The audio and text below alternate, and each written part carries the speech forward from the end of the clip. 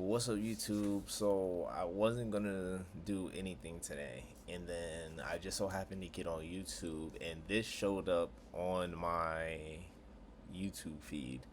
Um, and I was like, bro, this would be a tough video because Adventure Time used to be one of my favorite cartoons growing up, bro. It was like my top three. Okay, right along with Regular Show and Teen Titans, the regular one. Um, Adventure Time is amazing, bro. So when I seen the strongest warriors from I had to figure it out, and y'all are gonna figure it out with me because I don't know the full lore to Adventure Time. Okay, so we gonna find out some new information. Let's get straight into it.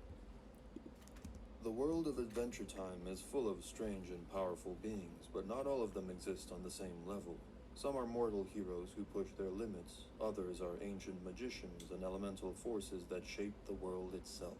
Above them stand the cosmic entities who oversee life, death, and time, and beyond even those are the abstract forces that define reality. Like However, what? every story in Ooh begins with mortals, the heroes, warriors, and adventurers who shape the land through their own strength and willpower. They might not command the elements or bend time, but their actions changed history and inspired entire generations. To understand what power means for a mortal in Adventure Time, You know what else I need to watch? I need to watch like a lore video that also has something to do with Adventure Time because I don't know the full lore. My favorite thing is Finn versus the Lich. The Lich is probably one of the coolest characters in all of Adventure Time, bro. I don't know why. Like I know she's evil and I know she did some messed up stuff, but like she's still cool, bro. Like she's cool as hell.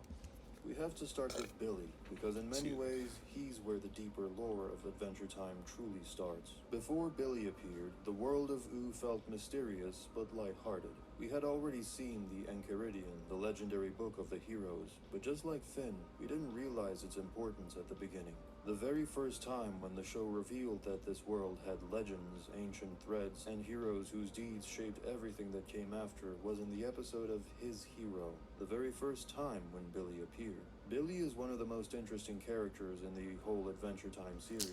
Bro, okay, so you see this picture of him, bro? Like this is cool or whatever. Like it's all right.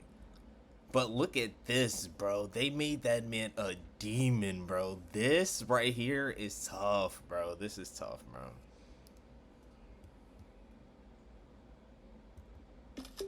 Screensaver, appreciate you. Everything that came. Billy is one of the most interesting characters in the whole Adventure Time series. Even though we've seen fairly a lot of him, compared to other mysterious characters, we still know so very little about him. We don't even know what Billy is. We don't see much backstory of his existence on Adventure Time. Like, is he a mutated human or a new being similar to a human? Interestingly enough, his large and unusual hands contain 6 fingers, including the thumb, though most humanoids in Ooh possess 4-fingered hands. In his youth, Billy had a reputation as a powerful warrior in the land Six of Ooh. He was fingers? known for impressive feats, such as recruiting Cotton Candy Princess from the Fire Count, slaying an evil ocean, and fighting a giant bear. Around this time, Billy dated Canyon, and the power couple often went on motorcycle rides while fighting monsters. Billy's greatest accomplishment as a warrior was when he defeated the Lich before it could destroy Ooh with the unholy power gathered from the Earth's life force. The hero was then able to trap the Lich in an amber prison by pummeling it into the resin of the pinnacle of the Candy Castle. Despite his fame and accomplishments as a hero, Billy began to believe that the task of fighting evil was futile, as new evil would always arise later on. The hero soon developed a void in his being and lost hope in heroism. Instead, he began to favor non-violent solutions to evil and was an advocate of active community involvement. In Billy's bucket list, Canyon To explains that what, Billy's bro? loss of belief was What, bro? That doesn't even make sense, bro. Like, what? You stopped wanting to fight evil, so you started doing community work?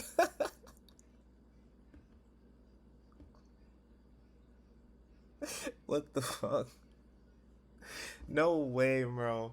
No way I'm gonna be one of the greatest heroes in the world, bro, and I'm just gonna start doing community work for free.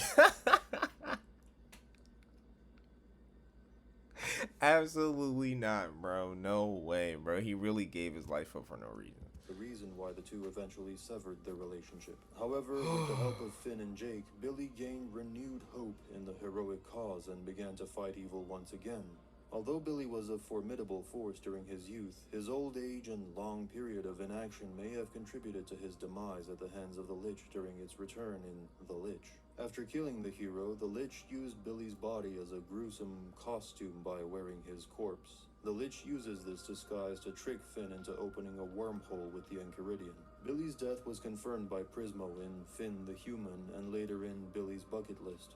Billy seems to have the role of the hero in every universe. The only alternate version of Billy that we see in the series is Bobby from Farmworld Universe. In this universe, Billy, or Bobby, is a medium-height, tan-skinned male human adult. Like Billy, he wears a band on his head bearing a blue gem at nose height. His hair seems to be faded white, and his outfit matches one of a knight.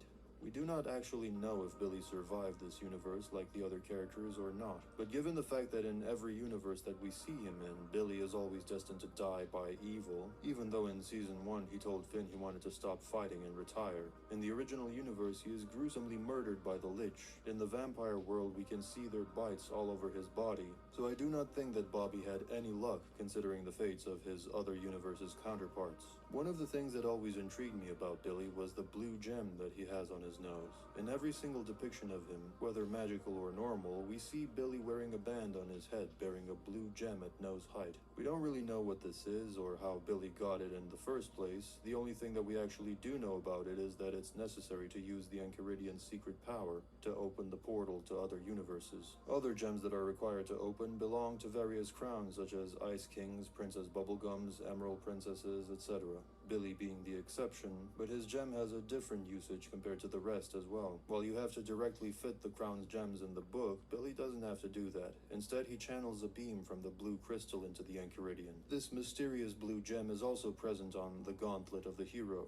Interestingly enough, the gauntlet seems to possess some degree of sentience. Maybe this blue gem is how it got its sentience. Another weird and unexplained thing about Billy is his secret connection to Finn's father, Martin Mertens. In the Yeah, original like storyboard, what, bro? Martin was supposed to... What, bro? I'm still confused as to like who he is, bro. Why is he so important to the story? Like it never made any sense to me, bro, and I'm still trying to figure it out to this day, bro. Like this right here is driving me for a loop, bro, because I totally forgot that beam came out of his nose. Okay, so I be forgetting like about him sometimes. Like I know this was Finn's hero, he want to be like him, yada yada yada, but like appear why in the freak is episode Finn's later dad instead so of Billy's important? bucket list. In the original storyboard of that episode, we can see Billy telling Finn about him. In this storyboard, Martins is a warrior who was unlawfully trapped in the Crystal Citadel, a prison that's difficult to enter and nearly impossible to escape. Well, this storyline completely changed in the series, since the Martin that we see in the series is everything but a legendary hero. However, Like in a this loser, bro. storyboard, we Like can come see on, one bro. very interesting detail. In scene 118, panel C, it's possible to read in the description of the holographic animation about Billy's hands pulling Martin to the Crystal Citadel, presuming that Billy knows about Finn's dad because he was the one who put him in the Crystal Citadel. Maybe the reason why Billy is seen to be trying to avoid telling Finn about Martin and only did so after Finn insisted was because he didn't want Finn to know that his father was a criminal. As to why Billy captured Martin in the first place, it's an interesting topic for another video. In any case, Billy's story marks the beginning of Oo's heroic age, but his legacy doesn't end with him. The ideals he stood for and the myths built around his name became the foundation for the next great hero, Finn the Human. From the very first episodes, Finn treats Billy as more than just a hero. He sees him as proof that one person can make a difference in a world ruled by chaos and magic. Over time, though, Finn doesn't just follow in Billy's footsteps, he surpasses him. Across both the show and the comics, we watch Finn grow from a kid chasing stories of heroism into a man who becomes one himself. In some versions of the timeline, he even fulfills Billy's role entirely, becoming the kind of myth his younger self once looked up to. Like come And on, one bro. very Like what good are we entire talking piece about, will bro? just follow the difference and build the next great hero, Finn the Human. From the very first episodes, Finn treats Billy as more than just a hero. He sees him as proof that one person can make a difference in a world ruled by chaos and magic. Over Okay. time, though, Finn doesn't just follow in Billy's footsteps. he surpasses him. Across both the show and the comics, we watch Finn grow from a kid chasing stories. Bro, kid Finn, bro, did so much that like he really became an icon to everybody, bro. And he low key reminds me of like Luffy, bro. People are gonna be tired of me comparing almost every like free willed fighter to Luffy, bro. But like Adventure Time was literally my One Piece before I found out about One Piece, bro. Like Luffy does whatever he wants to do. Finn was doing whatever he wanted to do, okay? Let's not even lie about Finn, bro. Finn was doing whatever he wanted to do. And I'm like, it used to just amaze me, bro. He was just going on adventures and doing stuff, bro. But this is my favorite show. Stories of heroism into a man who becomes one himself. In some versions of the timeline, he even fulfills Billy's role entirely, becoming the kind of myth his younger self once looked up to, and one very good example of it is in the Old Man Finn from the original comics. I won't talk much about this version of Finn since I already did it in my other video, but just look at the designs of this elderly Finn. He looks far more legendary than the one we see in the distant lands. A hero who's successfully replaced Billy as Oo's legendary hero. Compared to him, the show Finn looks way more disappointing. This Finn has a very interesting crown or band like Billy. However, there's a difference between their bands. Billy, both the Prime one and Farm World one, had a blue gem, while Finn has a red one, similar to Ice King's gem on his forehead, making it look like some kind of crown. However, I doubt that it really is Ice King's jewel, but it's still a fun possibility. Another distinction of this Finn compared to others is his giant sword, which I assume most likely has some magical properties. And if we look closely, of course, every sword that Finn had was like broken for absolutely no reason, bro. The grass sword, come on, bro. A grass sword, yeah, whatever. Nobody could tell me that wasn't one of his best swords. Like, facts. Which means that just like his hero Billy, he has fought a bear as well. This design makes him look like a giant Viking hero, even though he most likely is just as tall as the other Finn. But as you can see, the design has a lot of effect on how people perceive you. But this doesn't mean that this version of Finn has achieved the legendary status. It looks like most of his versions. What do you mean, bro? What do you mean, bro? What do you mean, bro? If you're telling me that version of Finn surpassed Billy, bro, he had to have been like that. What are you talking about? Are the same. Even if original Finn is not as badass looking as the comics version, he still is one of Oo's greatest, if not the greatest hero ever. At the beginning of the Come Along With Me intro, we can see a giant statue of Finn, even though it's unfortunately destroyed like most of the other things. The fact that it was built and survived thousands of years says a lot about his legacy. Exactly. And the person who embodies his legacy, similar to how Finn did with Billy, is none other than Sweet Pea. This is one of the most intriguing and mysterious characters from the whole series. He comes into existence during Escape from the Citadel, when the Lich is splashed by the Citadel Guardian's healing blood. Instead of regenerating into a stronger form, the Lich is overwritten, his flesh rebuilt, his organs renewed, and his entire identity is stripped away. What emerges is a massive Sweet Pea! I forgot about Sweet Pea. I always wondered where Sweet Pea came from, bro. Oh my god, bro. I totally forgot about this kid. Once was. This rebirth is not played for shock or fear. It's presented as something strangely hopeful. The universe takes the very embodiment of death and gives it a second chance. And that second chance begins with Tree Trunks and Mr. Pig adopting him and giving him a name that erases everything he used to be. Sweet Pea. While his horn's silhouette and towering size hint at the monster he was, Sweet Pea's personality could not be more different. He's gentle, almost painfully kind, eager to help others, and quick to trust. In episodes like Gold Stars and Be Sweet, we see him struggling with bullies, panicking when threatened, and suffering from nightmares he can't understand.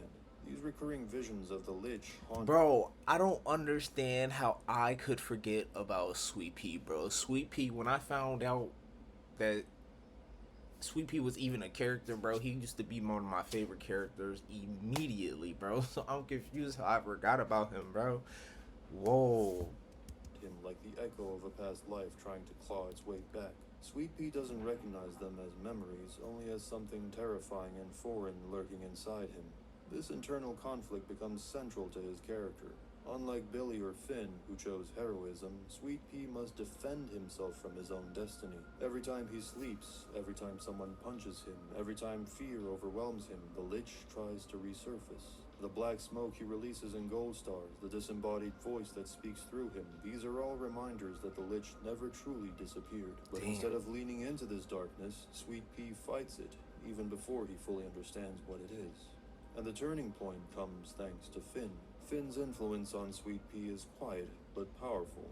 Finn understands better than anyone what it means to face an identity crisis, to question who you're supposed to be, whether that comes from a Catalyst Comet destiny or yeah, bro. Finn really did go through some stuff at what, like 15, bro. He really did. Not with violence, but with reassurance and presence. This moment matters because Sweet Pea doesn't defeat the Lich with power. He defeats him with courage, the same courage that defined Finn's entire life.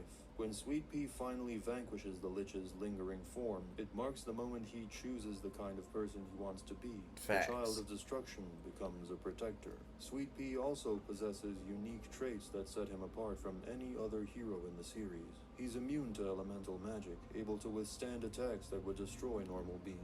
He's incredibly strong, knocking out Fern with ease. And like Finn, he has a strange connection to the cosmic forces of Ooh. He even recalls being a Catalyst Comet in Be Sweet, suggesting that his soul carries more than just the Lich's remnants. But perhaps the most interesting part of Sweet Pea's story happens long after Finn's era Sweet Pea is broken, and bro. come along with me 1,000 years into the future. Sweet Pea is no longer a frightened child. He has grown into a giant, literally towering over mountains. His hair long, his beard thick, and on his back hangs a massive scabbard containing Finn's Night Sword. This detail is crucial. The Night Sword was Finn's final legendary weapon, the symbol of his adult heroism. And Sweet Pea inheriting it means one thing. He becomes the protector of the far future Ooh. Seeing Sweet Pea roam the ruined world of Ooh with Finn's sword is one of the great visual payoffs of the entire series. The child who once feared his own shadow becomes the guardian of a world Finn once saved. I wonder if Sweet Pea remembers all of this. If this version of Sweet Pea remembers all of the stuff that happened to him as a kid, bro. Like, I really do, bro. Because if he's this big of a hero as this guy is saying that he is, then I wonder if he like overcame and just forgot about them, because that would be so tough. Who was born as the Lich, destroyer of worlds, now walks the earth as a silent defender. But there's one very interesting detail about Sweet Pea and his role as a defender of future Ooh. During his time, there is a tyrannical dictator, Gibbon, who rules his kingdom and presumably most of future Ooh with an iron fist. How or why did Sweet Pea allow him to do that? Well, at first glance, it might seem strange that he allows someone like Gibbon to rise to power. After all, the Lich was also a being who wanted domination, destruction, and the end of all life. But the difference between them is fundamental, and it's the reason Sweet Pea never interferes the way Finn and Jake once interfered against the Lich. The Lich is not a ruler or a tyrant or even a villain in the normal sense. He is absolute cosmic evil, a force of entropy whose entire purpose is to extinguish life itself. The Lich doesn't build societies, he erases them. He doesn't manipulate conflicts, he corrupts existence. Whenever the Lich emerges, there is no gray area, no nuance, no moral ambiguity. He is the end of the story. Gibbon, on the other hand, is not that. He doesn't seek to destroy the world, only to control. Bro, I need to watch this version of Adventure Time. Where can I watch this, bro? Because I don't know anything about this, bro. Who is this man? Like, he looks cool as fuck, bro. I'm not gonna lie, bro. I might make this a screensaver, too. Thank you. Through influence, charisma, and leadership that eventually mutates into authoritarianism. Where the Lich was a cataclysm, Gibbon is a slow decay. He rises the same way the King of Ooh did, by exploiting systems, not obliterating them. Sweet Pea understands this distinction deeply. He knows that the Lich is a universal threat, a being who must be stopped at all costs. But Gibbon is a person. Flawed, misguided, maybe even cruel, but still a person with the ability to choose a different path. And because Sweet Pea himself managed to escape his destiny as a monster, maybe he believes others deserve the same chance. This is probably why Sweet Pea never sees Gibbon as the same kind of danger the Lich was. I wouldn't One either, bro. represents He's just another annihilation, dude. The other represents corruption, and to The Sweet Lich Pea, the only Lich one of the is a freaking deity that needs to be stopped at all cost, bro. Like, even the mention of the name needs to like cease to exist, bro. Cause just giving him some type of like acknowledgement, bro, just gives him some type of power, bro. That's the conclusion that I've come to, bro. The Lich is just broken, okay? The Lich needs to be stopped. This cat guy, he's just another guy that wants to be the bad guy. Point blank, period. Requires a hero's sword. However, there's also the possibility that a greater evil will arise again. Even though in the episode of Whispers, with Finn's encouragement, we can see Sweet Pea finding the strength to reject the Lich's influence, it doesn't necessarily mean that the Lich is gone forever. See what I mean, there's bro? a very big chance that the Lich still lives deep inside him, a dormant evil that can never truly be destroyed. Instead of succumbing, Sweet Pea seems to have embraced the role of guardian, dedicating his eternity to being stronger than the Lich, ensuring the monster never resurfaces. In this vision of Oo's future, Sweet Pea wanders the land as a silent protector, honing his spirit and his strength. He feels like the Billy of the future Ooh, a giant from another age, carrying the shadow of the Lich inside him, and just like how the Lich came out of Billy, he might be able to do the same when Sweet Pea is close to death or is not strong anymore. In that case, Ooh will need a new hero who will save Ooh from the Lich once again, and who is better suited for that other than Shermie? Shermie already shares a deep link with Oo's past heroes. Living in the same era as Sweet Pea, he may have been admiring him the way Finn once admired Billy, and there's also a strong possibility of him being a literal future reincarnation of Finn. For example, Shermie's personality is similar to that of Finn's in earlier seasons. He's seen holding up the Finn sword in the same pose Finn had at the end of the show's opening sequence, and we also see him interacting with Finn's prosthetic arm that he lost after Gold devoured him, Simon, and Betty. Shermie also carries a satchel, much like Shoko, while Finn carries a backpack, and his head slightly resembles Finn's hat. He even eats cookies shaped like his own head, similar to Finn eating Finn cakes. Shermie is what the future Ooh needs the most. The Ooh of tomorrow is a haunting place. The Candy Kingdom is seemingly gone and is replaced by the Pup Kingdom, who is ruled by a mad dictator. Humans are nowhere to be seen. Candy citizens are trapped in Gumball Guardian, while their princess is trapped in the Ice Prison. The Fire and Slime Kingdoms are in the middle of war, while Ice Thing roams through the chaotic Ooh. Shermie and Beth already have a huge task up ahead of them. They have to overthrow the dictatorship of Gibbon, and when we get a small glimpse of them in Fiona and Cake, they've started revolting against Gibbon. In their revolution, I think several already known characters like Bubblegum, Marceline, and Ice King will join them, since it's hinted that all three of them have their own vendetta against him. Beside them, I also feel like Sweet Pea might help. Bruh. In the intro of Come Along With Me, we see Beth and Shermie being on the top of Sweet Pea, which hints at the close friendship between these three. I also feel like he was most likely idolized by Shermie and Beth, similar to how Billy was to Finn and Jake, and would love to hear more about them in the future spin-off. In any case, this cycle of heroism will not end with Shermie or Sweet Pea. Someone is destined to inherit their will because Ooh itself demands a hero. As long as the world continues to change, as long as danger rises and hope flickers, Shermie is gonna be broken, bro. Once he figures out how to live his life the right way, bro, he's gonna be broken. And the next hero might not look like any of the ones that came before. Maybe it will be a human again, or a mutant, or a creature we haven't yet seen. In Ooh, the form never matters, only the heart does. The hero cycle continues not because of fate, but because someone always chooses to stand up when no one else can. Facts, bro. The heroes always win, bro. Ew, what the fuck? Why? Okay. I did not need to see that. I appreciate y'all for stopping and watching the video, bro. That was a really good video, bro. That makes me want to go watch more of the of Adventure Time, bro, because I am gonna go watch it again because there's a lot that I need to catch up on. I hope y'all like, subscribe, and comment on the video. Comment your favorite character on the video. How about that? I appreciate y'all for stopping by. Oh, also go support Mr. Looney because this was a really good video. Like, I learned a lot. I really hope y'all enjoyed this. I appreciate y'all. Appreciate y'all. Thank y'all.